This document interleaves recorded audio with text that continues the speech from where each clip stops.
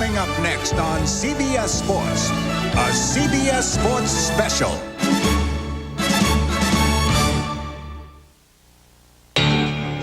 Imagine playing only the 9th inning of a baseball game. Imagine starting with a 2-minute warning in a football contest. Imagine beginning with a final round of a boxing match, or only running the last 50 miles of a 500-mile race. That's what we have today, a 20-lap, 50-mile shootout, as CBS Sports presents live coverage of the 17th annual Busch Clash. Hello, everyone. Ken Squire. Welcome to Daytona, where today an all-star field of auto racing's fastest compete. Starting today in row number 1 on the pole, car 7, the Ford Thunderbird of the 92 Busch Clash winner, Jeff Bodine of Chemung, New York. Beside him will be car 3, the new Chevrolet Monte Carlo, winner of 5 of the 8 clashes he's competed in, Dale Earnhardt, ready to work. Row 2, Ted Musgrave, the number 16 Jack Roush Ford, piloted by the Franklin, Wisconsin speedster. Starting beside Musgrave, with new colors for Berwick, Pennsylvania's Jimmy Spencer, back with Travis Carter, 2 wins last season. The Rainbow Warrior will be starting in 5th. A year ago at 22, he swept by Earnhardt and Irvin to claim his first clash as a rookie, Jeff Gordon. Number 75 is the Butch Mock Ford. Todd Bodine, one of 6 drivers making their clash debut. A new look for Junior Johnson's number 27 T-Bird, Loy Allen, the rookie who sat on the pole last year at the controls. The number 40 is the Brooks Savettis Pontiac, only Pontiac in the field from Mattatuck, New York. Greg Sachs will be at the controls.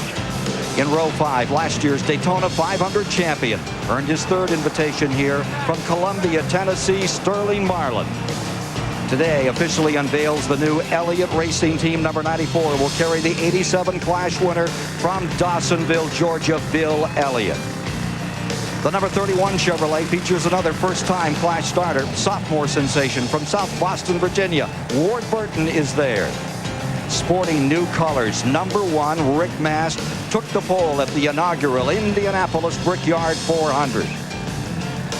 In his familiar colors, the number 10 Ford is Ricky Rudd, owner and driver, making his 10th start in the Clash. Mark Martin in the number 6 finished 2nd in 91 to Earnhardt with the Jack Roush car. Then 15th is the number 2. It's Rusty Wallace there, 10th start. And rounding out the field, David Green in car number 95. The Grand National champion is a new face and a new place in this field, a Grand National starter, ready to go in the Busch Clash of 95. The weather, gray and damp. It has rained most of the morning, but it's cleared in the past half hour. They still have trucks, vehicles on the track trying to get it dry and race ready for this field of 16 starters, which equals the record number of the starting field back in 1983. Let's get the rules, the format for the event. Here's Mike Joy. Thanks, Ken. It's a little raw down here, but it is dry. The rules are as simple as the race is short. To get in this field, you had to win a pole position in 1994, plus 1 wild card driver, and the pole winningest driver from the Busch Series, that's David Green. They'll wave the green flag and race just 10 laps. Caution laps do not count. Then a mandatory caution flag at 10 laps. The drivers will come to pit lane and perform any service they normally would in a Winston Cup race. But then's the kicker. They will invert the field. The 10th lap leader goes all the way to the back. They'll drop the flag again and run 10 more laps, and the winner goes to victory lane. This race has been run in as little as 15 minutes and 10 seconds, so don't go away. We'll be back live with the start of the Busch Clash on CBS after this. The 1995 Busch Clash is sponsored by Busch Beer. Get your Busch Clash commemorative can today at participating retailers. The totally new Ford Contour, a world car for the 21st century. And by Goodyear, #1 in tires.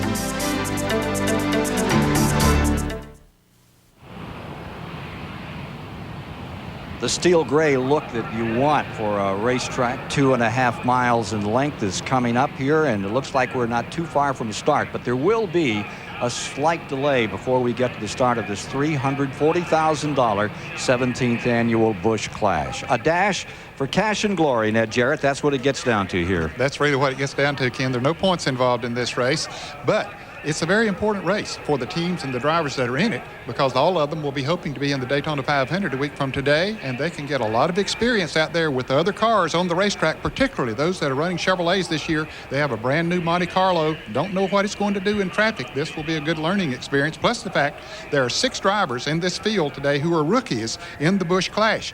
Now, you would think normally this would not be a good race for a rookie, but those drivers that are there today can take heart in the fact that Jeff Gordon did win it last year as a rookie, so should be interesting.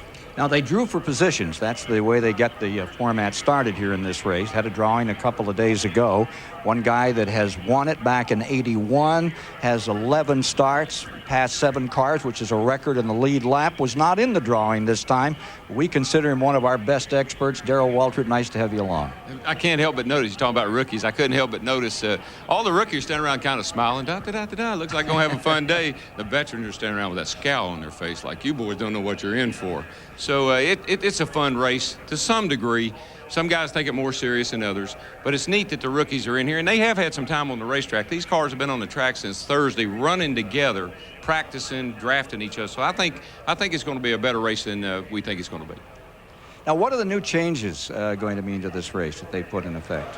Well, for one thing, as Ned alluded to, is the Monte Carlo. There's so many questions about the Monte Carlo. In the beginning, we thought it wasn't going to be a very good qualifying car. It was going to be a good race car. And, of course, Earnhardt's on the outside pole, and there's several Chevrolets in the top 10. I'm curious to see how the Chevrolets are going to run, obviously. And then there's some guys that are not in the race that probably should have been. Some guys got here because of tires. You know, last year they qualified on Hoosier tires. And sounds like an excuse to me. Well, that's my expert opinion. Well, I'll tell you how good that Chevrolet Monte Carlo is running. It only missed the pole for next week's Great American Race by 11 one-thousandths of a second. And we'll get back to more on that story a bit later. This field could have been 19 strong. Harry Gant, however, has retired. Chuck Bound is on the mend after that horrible crash at Pocono. Good news about him. And as to the other driver who might have been in this field, he's standing by with David Hobbs right now.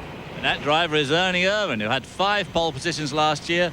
Ernie, what sort of strategy can you realistically take in this 20-lap race where they shuffle the pack at the halfway point anyway and you go to the back of the field? Is there a strategy? Well, there's a lot of strategies. Everybody will be having strategies, but when the green flag drops, all the strategies go to the wayside, and you know, then you're going to have to figure out what your car's doing, and everybody wants to win the first one, and then they have to go to the back on the second one, but that's what makes the race exciting. 6 of the 16 drivers in today's race are rookies. How would you feel if you were out there with those rookies? You know, all those guys are rookies on Winston Cup, but the thing is they're really not rookies in racing. So, you know, I'd feel good with all of them. Of course, the question that's on absolutely everybody's lips is when are we going to see Ernie Irvan behind the wheel of one of these Winston Cup cars again? Well, I don't know exactly, but, you know, the doctors are telling me that they really feel like, you know, my eyes healed up a lot, and they really feel like in a couple, 3 months that the double vision may go away, and hopefully I'll be racing after that. So hopefully by mid-season. Just one more question. How important is it to a driver in Speed Weeks to win this Busch Clash coming up to the 500 next week? Well, it doesn't have any kind of bearing on for the 500, but it's the first race all year. The sponsors are all here. Everybody's here. They've all had they worked all year to get a pole, and winning the Busch Clash is something very special. I haven't actually got to do it. I won a segment, and just never actually won the Busch Clash. And me and Earnhardt had a heck of a race going last year, and then all of a sudden Jeff Gordon come up and ended up beating us both. So we had a good race, but it would be something special for everybody. Well, let's hope we can see you in the winner's circle here in 1996. And now down to Mike Joy with Rusty Wallace.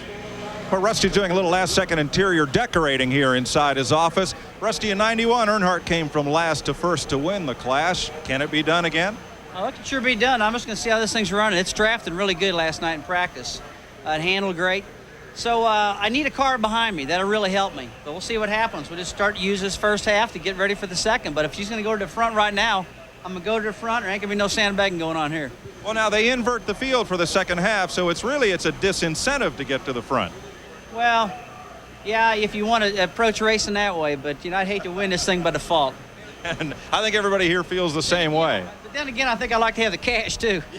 That'd be nice. Now, in this sub-battle of beer brands, across the way is David Green, the Busch Series champion. It's his first ever time running with the Winston Cup cars. He said this morning he feels like he's swimming in shark-infested waters with a chicken leg around his neck. Getting ready for the start, and we're not too far away. They're just about to bring the folks out of the infield here in the tri-oval area, and we'll be down to start the Busch Clash for 1995 here at the Daytona International Speedway.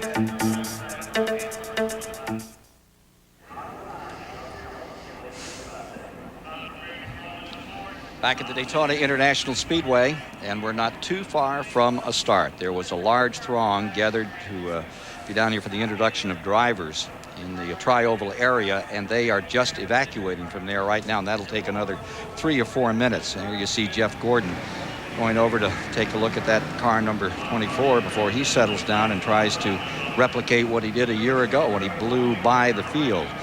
With an inverted field to start the second half of the Busch Clash, the question always remains, how do you come from the back of the pack to win? I don't know if you can have any strategy if you're starting that far back. Just stand on the gas. Somebody gets in your way, knock them out of the way, because you won't have time to pass that many cars in only 10 laps. First thing you got to do, you got to pass them in a hurry. 10 laps is not very long at Daytona. Just I think tell yourself, don't crack the throttle. It's hard. It can be done. I guess Earnhardt done it one year. You just have to catch a good scene with a couple cars racing, and you hope's a gap where you can dive in and just wiggle through them. I'd rather maybe finish last in the first one, start first in the last one, and win that, because the trophy is what counts. To be the winner of the Busch Clash is what you're going to remember, not the guy that wins the first segment. Yeah, there's a short tracker philosophy, Waltrip. Now, what would you do in the situation like this? And, we're not going to see those runs where they talk about winning from the pole here. It's a little tricky coming out of the back, although Earnhardt's done it. What's the strategy? What I would do, Ken, is I'd take advantage of what I had going for me right now. Like with Dale Earnhardt, he's going to start up here in the front. He's going to win that first segment. Then the second half, he's going to go to the back, and he's going to keep throwing the thing in the end zone and hope somebody catches it. That's what he's going to do. Hail Mary racing here today, folks, and we get set to go. Here's David Hobbs standing by with one of those guys that he intends to stop that Hail Mary. Running defense in that case with a very wide rearview mirror would be Jeff Bodine.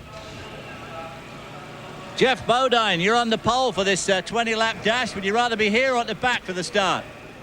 Well, here's good. I get a lot of publicity out of it. I might end up at the back in 10 laps. I don't know. We're running pretty good, but, we're all concerned about where we're going to start the second segment. Obviously, that's the one that wins the Busch Clash. So we'll see how things sort out, see how good this car is, and see where we're going to start in that second race. Great. Good luck. Down to Mike Joy with last year's winner, Jeff Gordon. The defending champion smoked them all in yesterday's practice. You caught a group of cars drafting, took off from them, and they couldn't catch you. What have you got in here?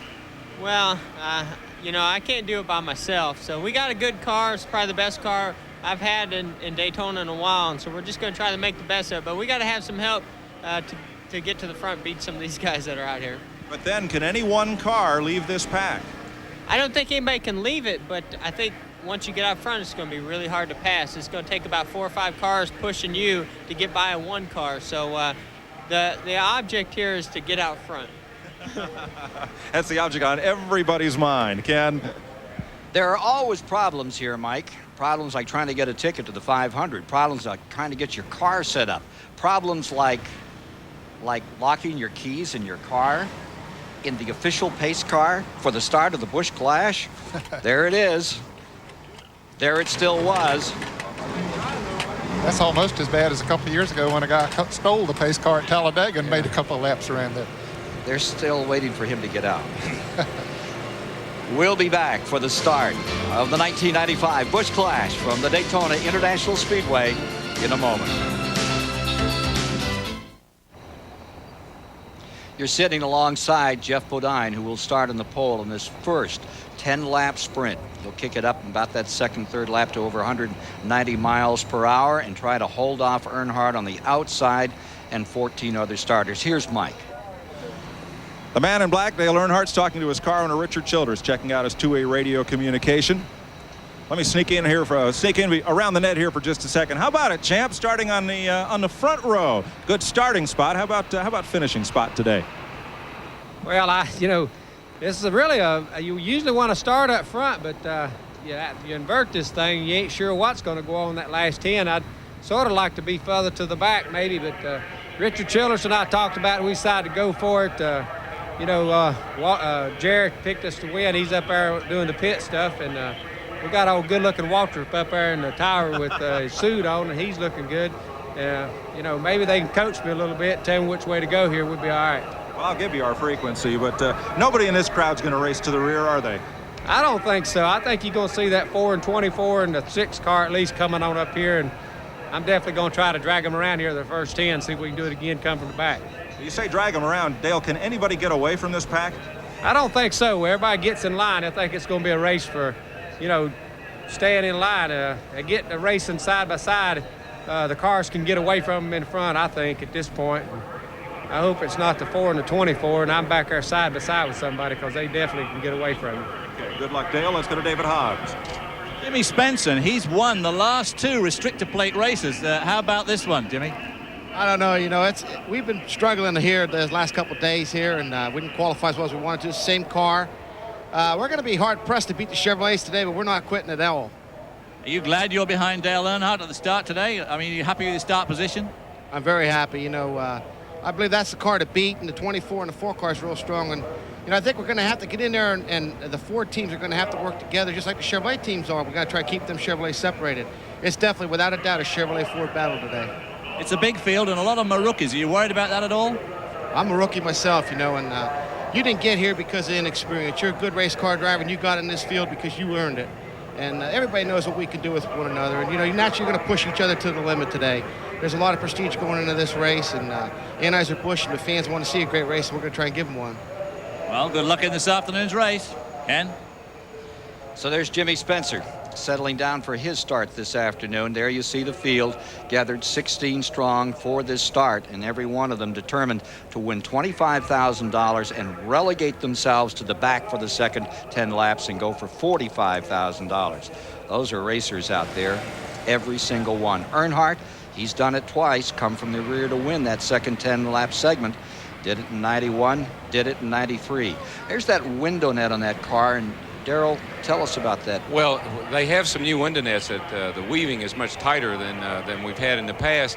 They took a window net away from a couple of teams because it was too tight. I see Dale has used the rules to his advantage, and that is the support that holds the window net in place, and they've just lengthened that out, I'm sure, in the interest of safety. Well, it didn't help him enough. There's another one from, looks a little more like what we're used to. Yeah, there. this is standard operating procedure here, and as I said, everybody has an interpretation of the rules, and that's just one of them. They were talking about trying to get away from this field, and could they do it? It's only happened once, and that was back in the initial year when Buddy Baker in that car just lapped the field, and you went with him. Yeah. You two guys blew everybody off but the third-place car. That's the only time it's ever happened. Yeah, we started, I started third, Buddy started on pole, and we took off, and we almost lapped the entire field in that particular race, and it wasn't too long after that till they came up with this new format where they would run 10 and invert them and put the fast guys in the back. Plus the fact back then, Darrell, you didn't get any practice with those race cars in traffic at all. No, we would qualify, and then as soon as qualifying was over, we'd line the cars up and go race. These cars, I'm sure every car in this race is a special car just for the Busch Clash. This is not the same car that these guys are going to run in the Daytona 500. These are throwaway race cars, if you will. That's what we always think about when we come down here. We're going to take a car, we're going to run it to Busch Clash, and if it makes it, great. If it doesn't, well, we got our Daytona 500 car down there on the trailer. And I guess they would use it maybe as a backup car in case they needed it for the Daytona 500. Yeah, this is your backup car. Here's Mike Joy. Ricky Rudd had a grand year of success in '94. His first year as a driver-owner, brings his own Ford here to the Busch Clash. Well, you're back here in the Bob Uecker seats, kind of. It's not the last row, but you can sure see it in your mirror. What's your strategy for these first 10 laps, Ricky? Mike, we're going to try to jump out here and see if we can't move forward, but if not, the real Busch Clash winners decided in the second segment, so the real race might be to who can finish last in the first race. That might be what the real race comes down to. Now, you talked about these window nets. You see, this is kind of stiff, but not too stiff. And to kind of feel this window opening in here, you got a little bit of padding and you got a vent, and but there's still room for the driver to climb in. Here's David Hobbs. Well, I'm with Bill Elliott, who won the fastest ever of these Busch Clashes at 197 miles an hour. And you also went on to win the 500 that year. Do you feel the same thing in your bones today, Bill? I don't think we'll see 197 out of the cars today, but, you know, we're hoping to get a good solid run here today, kind of sort out what we've got and really work toward building toward the 500. And we got some new guys in key places and just working the people out. This is your first race as an owner. How are you feeling about that? Well, everything's gone well to this point. I wish we'd qualified a little better yesterday for the 500, but you know, we're going in the right direction. We've not had any real problems, and we're just sorting a lot of things out. Of course, qualifying for this race is done by drawing for position. Are you happy with the position you're in at the start of this 20-lap dash? I don't think it's really going to matter, you know, because they're going to invert after 10 laps, and you know, this will kind of see how you can kind of sort things out for at least the first 10 laps. Big change in the weather from yesterday. Is that going to change the car today much? Probably not a lot. Well, there you have it from Bill Elliott, the winner of the fastest ever Busch Clash at 197 miles an hour. Back to you, Ken. Bill Elliott, very excited about being back with the family and back in Dawsonville, Georgia. There you see they continue with that jet engine to dry off the track up here in the turn 4 area of this 2.5-mile facility. Bill mentioned he wasn't necessarily pleased with his qualifying speed yesterday for the Daytona 500. He wound up 20th, which really isn't that bad. Qualifying was very close yesterday, and I guess we'll talk about that as we go on here today. Of course, only the two front starting positions have been determined at this point. There's the roof cam that is aboard David Green's car, which has an overview of the rest of the field. It looks up from the rear end there. David Green, he didn't even win a pole in Winston Cup racing. But he won 9 in Grand National. But he won 9 in the other series, which is sponsored by Busch, and it got him an invitation into this race. First time they've allowed the Grand National in. Orders have been given, and they fire them up. This is it. The start of Speedweeks 95 here at Daytona. Next Sunday, the Great American Race will come rolling down a little afternoon. We hope you'll be here with CBS. And this is such a wonderful way to get the week started with this short driving race with so much at stake for these 16. Stay with us for the Busch Clash.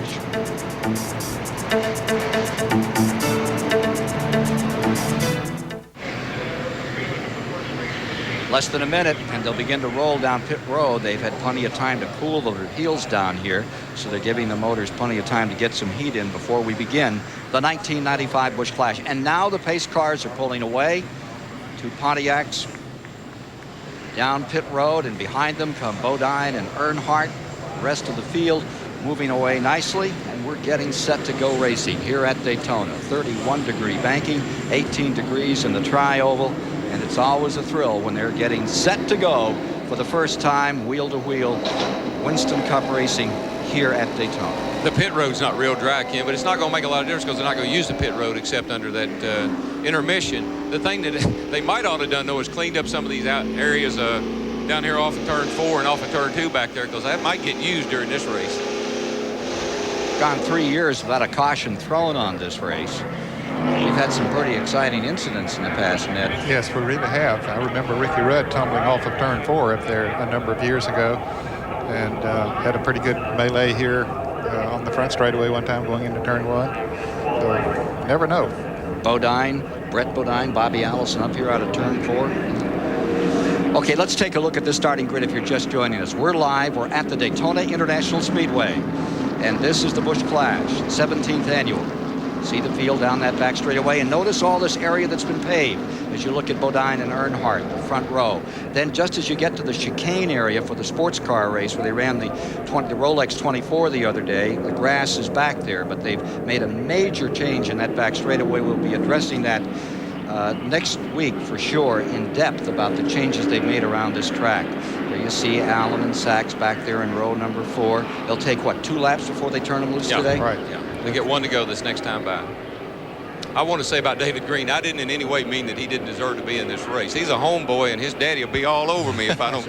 He deserves to be in this race. I hope he wins it.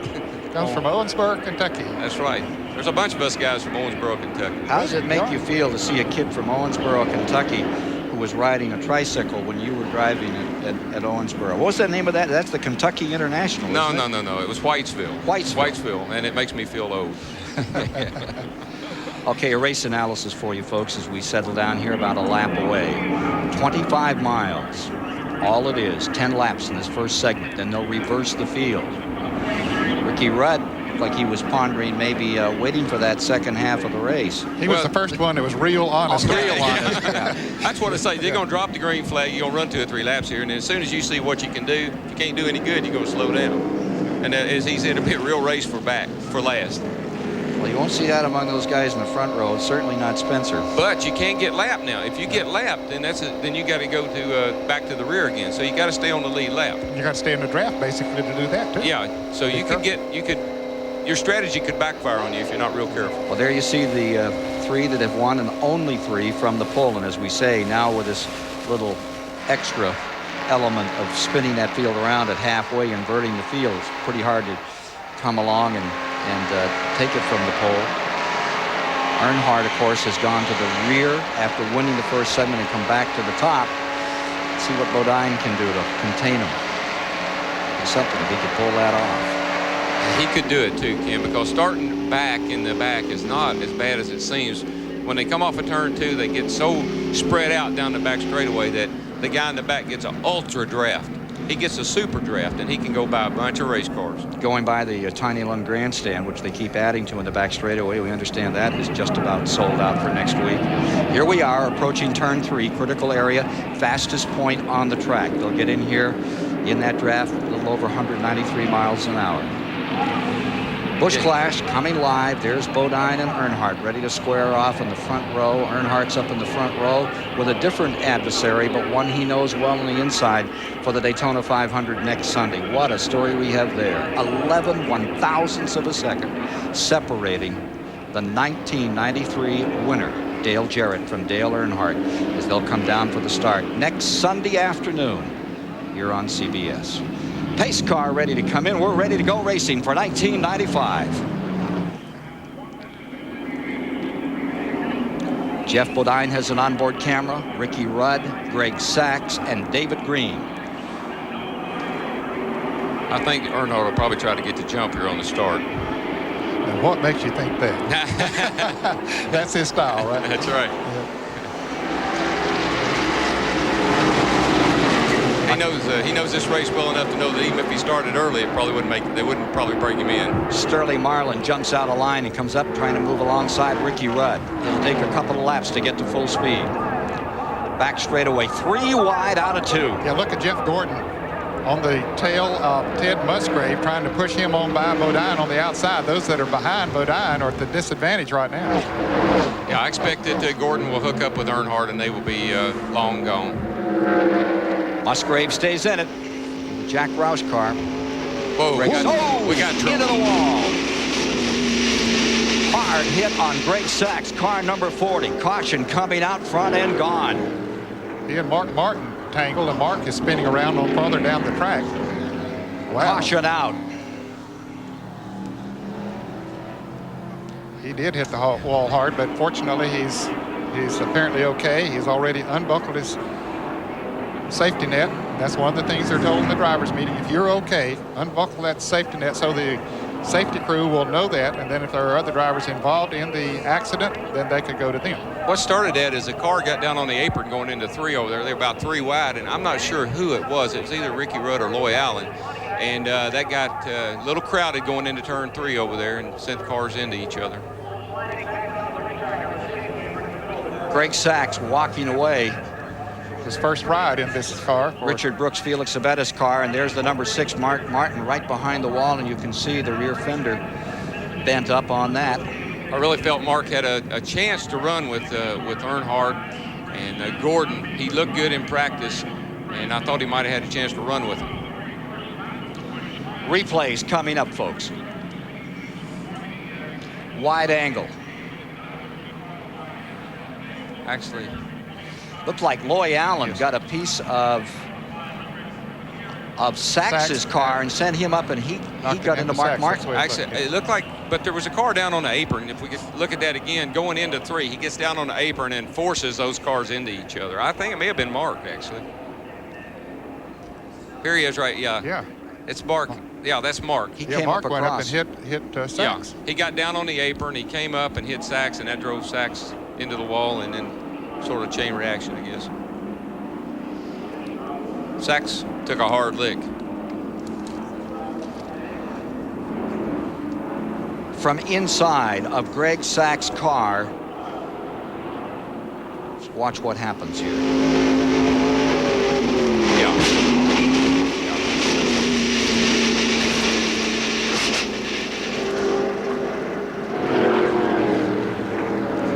When you hit like that, the hit is one thing, but then then once you realize you're okay, you draw up and hope no one else hits you. That's what worries you from that point on. Loy Allen's number 27, the Junior Johnson car, on pit road.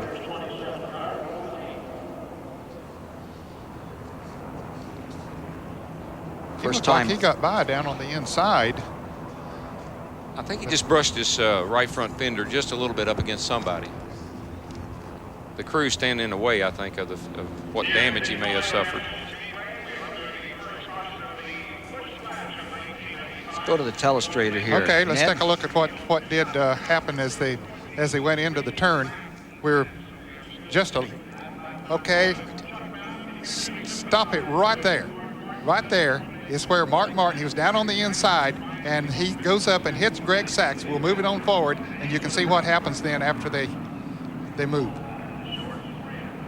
See, he hits the front end, sends Sachs into the wall, and then Martin loses control on out in front of him, spins around, and he doesn't get into the wall too hard.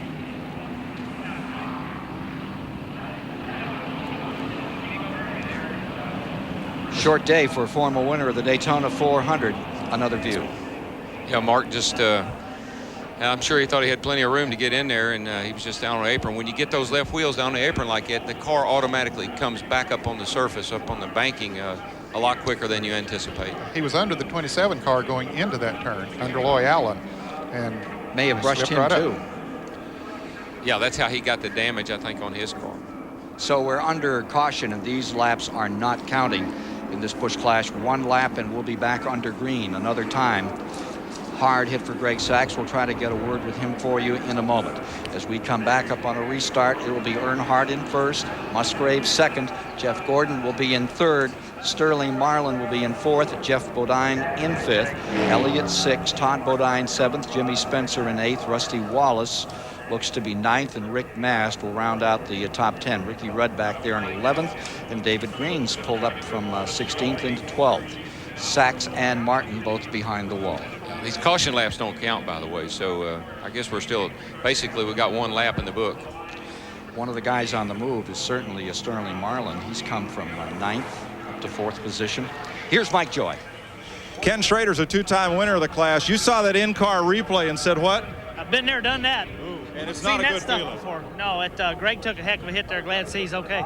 This is a tough race because everybody needs to get in the front in a hurry because you may not get a second chance. Well, you need to get there quick, but, you know, a lot of stuff happens in the front. You need to be lucky if you can get through it sometimes. But when they invert it, it's a whole other deal in the second half. Well, Kenny's not just a spectator. He owns the car David Green is driving in the Clash and has a real keen interest in what happens here. Ken, let's show you this crash again. Give us your idea what happened here. It's hard to see the way it is, but it looks like maybe Mark was awful low. Maybe he had part of the car in the apron and had to get back up, and Greg was at his right rear quarter panel and turned both of them. Yeah, Mark was out of room down there. The banking's flat, or 31 degrees. The apron is flat. How tough is that transition if you catch one wheel down there? That's about how you usually make it. That's a normal transition. And a tough break for those two drivers. Ken? Getting ready for a start, and Loy Allen's number 27 is back on pit road. And Ken, the rules are, you see them, there's two abreast. That's the rules in the Busch Clash. On restarts, they come up two abreast as opposed to single file in normal Winston Cup races. Which has really set this thing up now for, here's Earnhardt and Gordon, and I think they're really going to go now, and Sterling's going to drop right down there with Well, look at Sterling pulling out already, trying to find a hole on the outside as they come down, and he gets trapped. Musgrave didn't come up that quickly, and Marlin trying to find a way out of that box. And he still hasn't found it. He went high, he went low, and he just couldn't find a way. Now he's there. Comes around Bodine. Here comes Jeff right back after him. I'm impressed with Ted Musgrave. Now, he's been able to hang right there in the other Jack Roush car. He's been hanging right there with Earnhardt and Gordon, and he looks like he's racing. Earnhardt, who led the opening lap, first time he's ever done that in a Busch Clash, stays out in front. Here's Jeff Gordon in second. Franklin, Wisconsin's Musgrave maintaining third. And these cars running side by side for fourth are beginning to lose a little bit of distance. That happens on these restrictor plate tracks. If you run side by side, those running single file are going to be able to pull away a little bit if you aren't careful. Yeah, they don't do it immediately, Ned, but they get the momentum going, and they will ease on away from the other guys if they don't do something here pretty quick. But do something. There's nothing you can really do. You can't hold your hand up and say, hey, I want to get over there for a little while, please. Ricky Rudd in traffic. Jimmy Spencer up there on the right, just in front. Rusty Wallace. I'm sure that Sterling Marlin right now is probably jumping up and down in the seat, wanting to get free of that crowd, because I think he's got a car that could run with those front cars. Rudd giving us those pictures from 10th position. Still even across between Bodine and Sterling Marlin for fourth. Hey, they're staying up there with those running single file better than I thought they would. Yeah, they are, Ned. That surprises me, too. I thought Earnhardt and Gordon would hook up and just pull away from the other guys. Boy, they're bouncing all over up there in turn 4. That looks rougher than usual. 3 wide through. Well, Bodine slowed down, and here the other Bodine is almost in trouble. What a great job Todd Bodine did of not losing that race car. Headed down on the flat in the grass and got it back. You know, he's an exciting guy to watch. He does a lot of things with the race car that make you kind of sit up on the edge of your seat, whether you're in the stand or in the car. Ran a little over 190 miles an hour that last lap. Number 4, Marlin. Running 2 cars side by side is usually a way to lose here. Those cars in a draft, nose to tail, will pull away. Not this time, and Marlin has closed in on the top 3. Earnhardt and Gordon staying there, and Sterling right with them. Musgrave back to 4th. In 5th, Elliott. See, normally right now, Ken, they would run this way and probably till a pit stop. But somebody's got to do something if they want to win this segment. And Sterling's already been caught on the outside. He hates to get out there again, but he's going to have to make a move here pretty quick if he's going to win this thing. Speed picking up, 192.8 the last lap. Yeah, they're right. You notice how they're right down on that white line. Everybody's car's handling good. It's cool out there right now, and tires are not a factor. This is absolutely the cars at their best.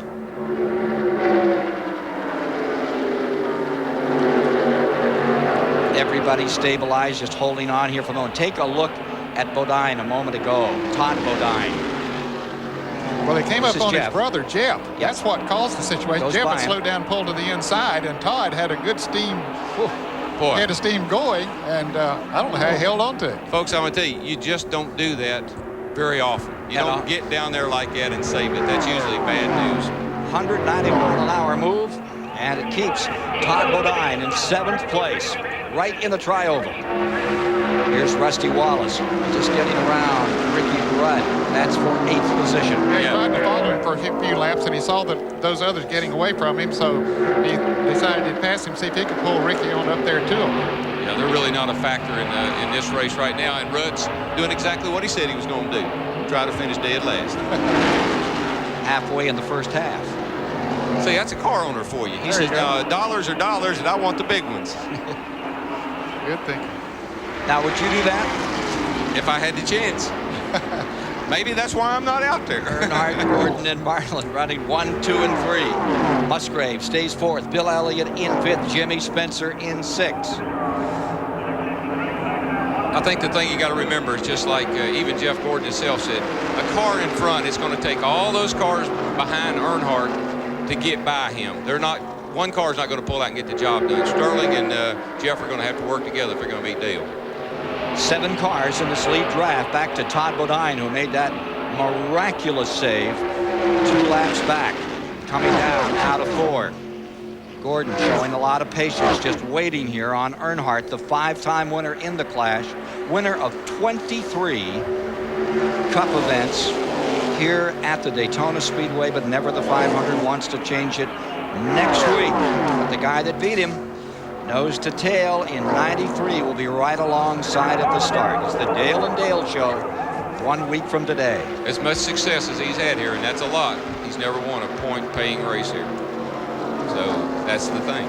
But you know it can be done. I know it. I know. Yeah. And I was going to mention this is the 17th annual Busch Clash. This is Dale Earnhardt's 17th Daytona 500. Those 17s were good to ODW. The only problem is he got a big old 3 on the side of his car. And I had a 17 on the side of mine. All right. Hey, by the way, Darrell qualified well for the Daytona 500 in 9th place. Golly, I know it. I wish I was out there racing today. These Monte Carlos are good. And I tell you who I really wish was in this race, that 28 car. because the Ford guys, I can hear them now. I can hear it up here in my headset. They're whining right now. They got 1, 2, 3 in the Chevrolets, and the Fords are lined up behind them. I can hear it coming. Chevrolet with Earnhardt, Gordon, and Marlin. Musgrave, the first Ford. Are they beginning to move a little bit here now? Shuffle now. Just see what, checking things out a little bit. Yeah, it's getting down close to showtime here. Not that we haven't had a good show, but we're getting ready to have a better one. It'll be one more lap to go when they come by this time. Remember, a year ago when Jeff Gordon won it overall, he had Brett Bodine to help him. They got together and they knocked down Ernie Irvin and Dale Earnhardt in the last moments of that race. I guess it was a lap and a half to go when they shot the bolt. See, what you got, Dale's really in the, I think Dale's in the right place, because what you got is Sterling and Jeff, and they're going to go right by. They're going to go right by. Gordon trying to get down, and Earnhardt trying to block him. It opens it up for number 4. Here comes Jeff Gordon storming down the inside, and he's bringing Sterling Marlin along with him. Boy, you talk about full contact stock car racing. At over 190, they're dishing it out here. And the 23-year-old looks like he's on his way to win this first segment. Earnhardt up on the outside, Marlin below him at the line. Give it to Gordon, and Sterling Marlin will take second. Back to third falls Dale Earnhardt in his last lap. Bill made a great move and finished fourth. Yeah, they were racing for it. I tell you what was so bad, I didn't know that was the last lap. I'm thinking he made his move too soon, but it was a great move, and I thought he was probably sitting in the right spot. Boy, that looked like 1979 to 500 all over again. Cale and Allison going at it. Great recovery, and Gordon is going to win the first half, and that's going to award him with $25,000 and a chance to start dead last in the second segment that's coming right up. They'll just invert the field, and we'll roll and watch Gordon trying to roll through. Here's Earnhardt up to have a little chat. Yeah. He said, you know, you've done that to me once before, boy. I don't think I like this. Where's it? Don't show any respect to a 7-time champion. That was a great move, and I can't wait to see what's going to happen in the next 10. And he did it, Darrell. Marlin had looked like made a move to the outside at that time, so he didn't really have that much help from Sterling. Well, I think what Sterling did is reacted to what he saw Dale do. Dale moved to the inside. Sterling said, I'll go outside, but it just couldn't be done. Yeah, but he did quickly get back down there again, so that did help him pull the move off. Pace car has moved out from down in the turn 1 area, and the pit road is closed. That's why everybody came by. The Bud 1 airship, aerial ambassador of the King of Beers, is proud to provide you these shots of the Daytona Speedway. Gray day, but make it look pretty exciting from the old blimp. Thank you, folks. Well, you know, the field's not quite as big as it was. There's a couple of less cars in the field than there was, and I don't know what kind of shape Loy Allen's car's in, so it's not quite as difficult to come from the rear. Yeah, Loy's already gone a lap down, so he would not be, as you mentioned earlier in the show, would not be that much of a factor. No. I think we may see some tire changes right here. There's Jeff Gordon's crew ready to go to work. New Monte Carlo finishing first, second, and third in this first 10-lap sprint. Yeah, it's a good race car, Ken. But let me tell you this: it's a great race car, and I'm glad to be driving one of them. I'm glad we got it. Why the Chevrolet drivers are so excited is it's so much better than the Lumina was. This car is as good as the Ford now, and when you put the teams that have these Monte Carlos out there with cars that are good as the Fords, where you're going to see a lot of wins from the Monte Carlo this year. From sitting up here above the start-finish line, yeah, we'd love to see a replay of that back finish, wouldn't we? That back stretch. I would. But what those cars look like is they've got such a soft, almost rolled front end. Look like a crescent compared to what they had last year. Take a look at this pass, folks. See, Dale comes down, and I think he and Jeff actually hit, and Sterling says maybe I can get them both on the outside. But he saw he couldn't. He couldn't. He quickly falls back in line. And those cars weigh like a leaf at about that point, right there. Oh yeah, I know just like when the 40 car hit the wall, we didn't really say, wonder if Greg's okay or not. We take for granted he is. That's something we just assume is he okay because of the way the cars are. But they hit that wall hard, and when those little nudges that we talk about, they scare the heck out of you because they move you around a lot. Here's Mike Joy standing by with Jeff Gordon. John Collins has the car in the air as Mike Trower and Chad Now's change the right side tires. Tim Smith has the left side lug nuts undone as Michael Landis and Darren Jolly bring the tires over. 4 tire change. and the tires look pretty good. That's what the tire specialists at the back of the car are checking. The wear is fine in only 10 green flag laps, and they didn't pick up a lot of debris out there. Jeff shut the car off because they have plenty of time to work here with these caution laps not counting. Ray Evernham is on the radio to Jeff, talking to him, and he's out in front of the car putting a little tape over the nose. Now that'll improve the aerodynamics, but it may affect the water temperature just a bit. Let's go to David Hobbs. Well, down in Rusty Wallace's pit, he too had a 4-tire change. Engines off, no rush down here at all. Robin Benderton, crew chief, talking to Rusty, who, as you know, wasn't running too well in that first half, but of course that'll put him right near the front in the second half, and maybe these 4 new tires will help him.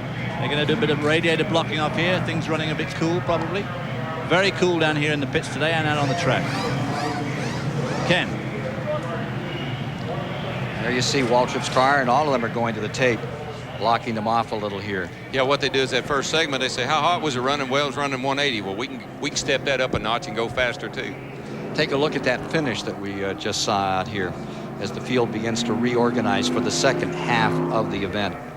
Jeff Gordon winning, Sterling Marlin second, Earnhardt third, Bill Elliott and Musgrave the top 5. Good run for Musgrave. Yeah, good run for Bill, too. And you see Todd Bodine, Jimmy Spencer back to 7th. Bodine pulled off another one in that last couple of laps.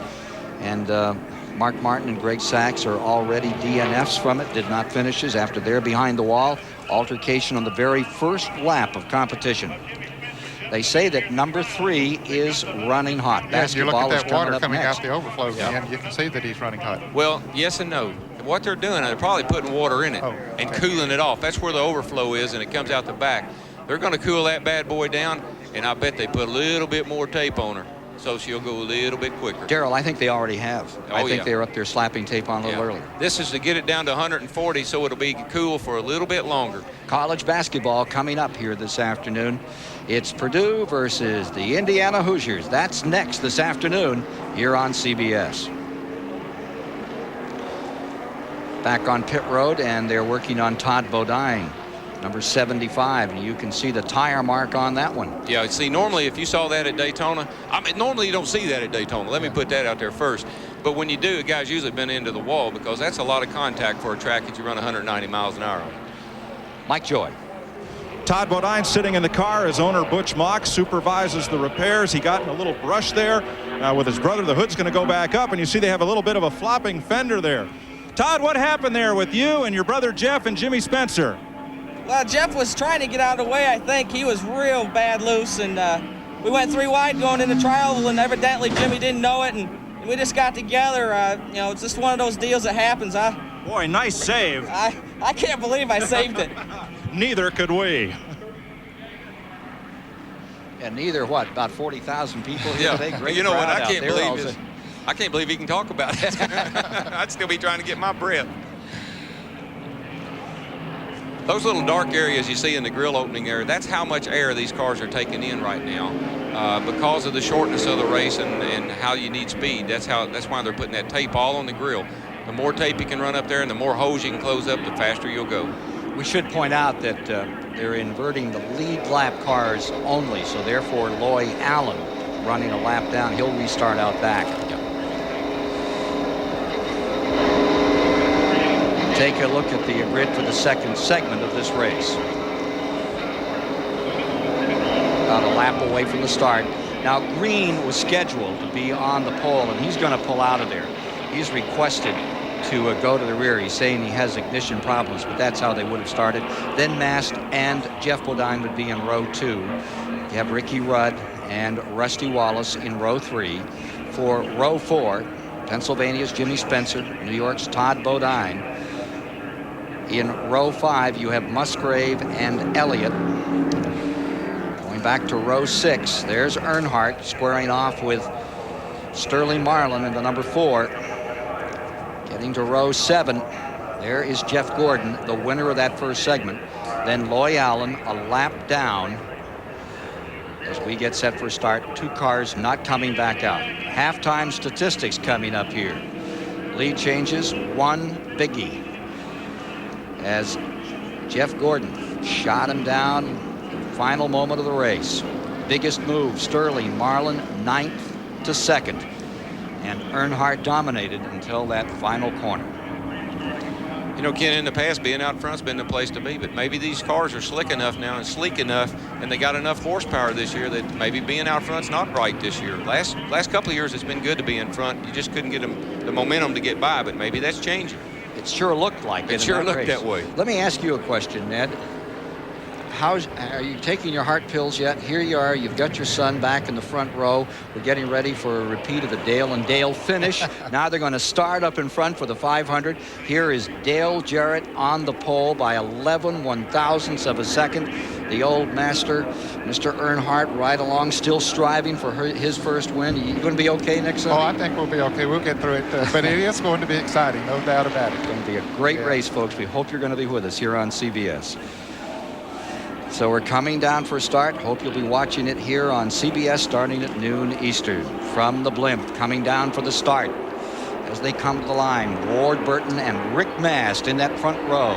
Ricky Rudd right behind Rick Mast as they take green. There's Bill Elliott making a move down to the inside. Getting blocked by Jimmy Spencer. Place to run there. Spencer saw him coming, so maybe I can pick up that draft. There's Chevrolets in the back battling. Wasn't it Spencer that said us four drivers got to work together? Yeah, right. Okay, look at those guys in the back of the field as all of a sudden Earnhardt begins to lead that pace through, and here they come. 4 abreast. Unbelievable. Wait a minute, guys. Is that going to work?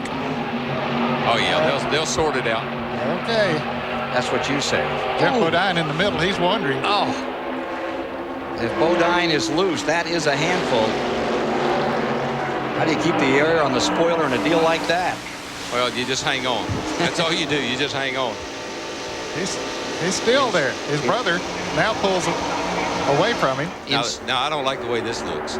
No, it sorted itself out. And look how quickly Earnhardt has already come to the front. Yeah. Bottom of the racetrack and charging right up through Earnhardt into the lead. Gordon getting trapped back there with Bill Elliott just in front of him and Spencer flanking him on the outside.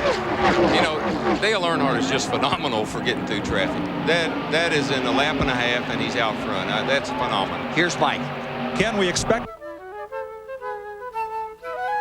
Car 1 has already broken the 2 best motors he brought here, and Ward Burton told his team on the first lap of this race they've got the wrong rear end gear, so they're drifting toward the back.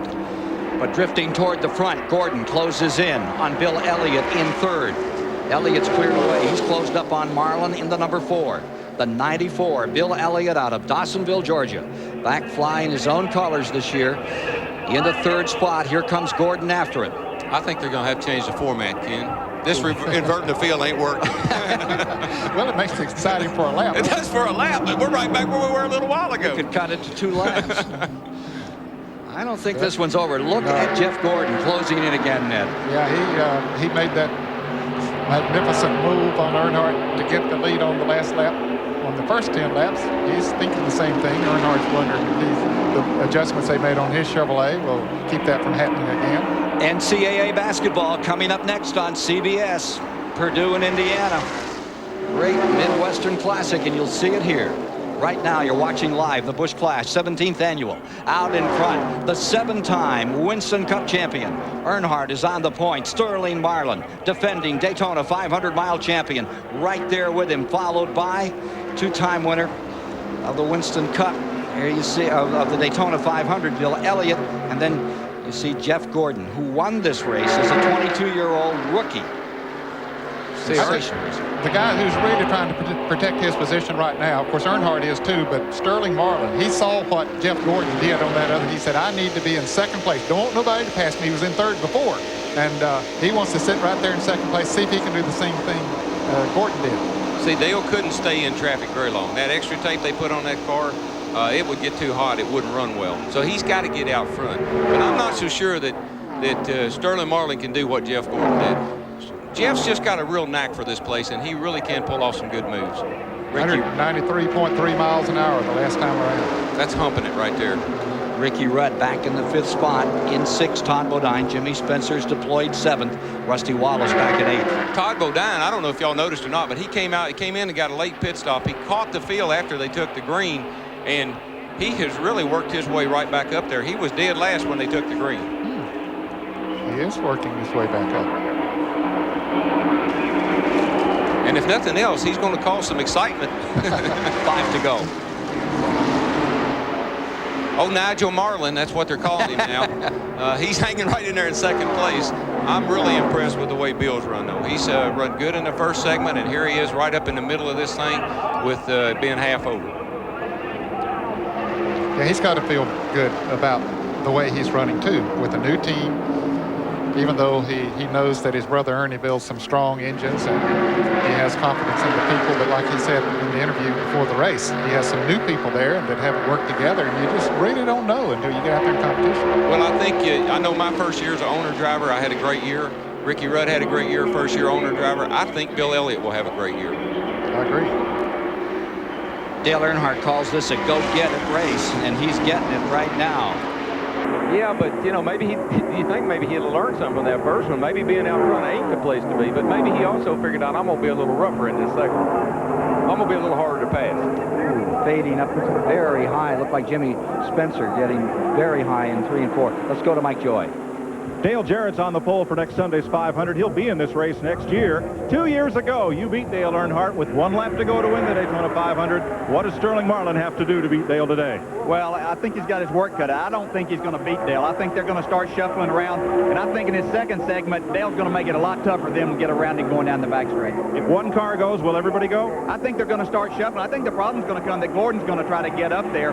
I think they want to pass Earnhardt, but they also all want to win, so that's going to cause a problem for them. I think Kenny Schrader called it, Ken. He just said, this could get big. Yeah, they're going to use those Batman fenders where they widen out on that thing. That number 3 up in front, Sterling Marlin still in second. Gordon peeking around the outside of the Bill Elliott number 94. Further back, here's Rusty Wallace in the 2 car as he fights his way up through the field, up to 7th. If Gordon is going to be able to get up there and be a threat, he's got to start making a move pretty quickly. Yeah, he does. He's got to get by Bill Elliott first. And like Dale said, when they get side by side back here racing for second and third, that's when Dale and somebody's going to get away from him. He seems to have such a natural sense about how to draft. Everyone says no one drafts quite like Earnhardt, but this young man on that 24 has certainly rewritten part of that chapter. I have been totally impressed with him from the first time he sat in a Winston Cup car. Here at Daytona particularly, he has a real knack for it. Has a good race car to go along with it, too. Yeah, he's got a good crew. Ray, I'm parked by Ray, and I tell you, Ray Evernham? Ray Evernham's a great crew chief, and he does a good job. He looked a little high there going into turn 2, but there was no room there, so he hasn't been able to make a pass. Here's Todd Bodine making a pass. Underneath Ricky Rudd. What I think you'll see is you see that gap between Dale and those other cars change a little bit because everybody's trying to get back and get a run is what they're trying to do. Wallace in the 2 car. White flag will come out this time. 1 more lap to go. Here's the front 4. This is where it's going to be decided for $45,000. See how Sterling falls back maybe a couple of 3-car lengths. Now he'll try to pick all the momentum up he can coming off the turn 2. They let Dale get out there just a little bit to get a little run at him. Marlin closing in again in the car number 4. Earnhardt in front. Let me see. Nope, they're not going to make it. It's a done deal. You think it's a done deal? It's a done deal. Here comes Elliott. Waited too long. Waited too long. Got too far back. Had the right idea. Just they waited too long. You used to, many years ago, before the restrictor plate days, you did it coming off a turn 4, and then it kept moving farther back around the racetrack. Now I guess you got to do it, what, at the start-finish line when you get the white flag? Down for the checkers. One more shot. Short. Earnhardt does it for the 6th time. Wins the Busch Clash. A great start for the week. But can he end that problem on Sunday in the 500 and finally win it after 17 tries? Earnhardt has won the Busch Clash. 125-mile qualifiers will be shown Saturday here on CBS. Hope you'll be with us to enjoy that. And Sunday at noon Eastern, the Great American Race. Basketball.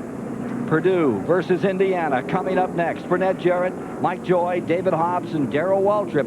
Ken Squire saying so long from Daytona Beach, where Earnhardt has won the 1995 Busch Clash.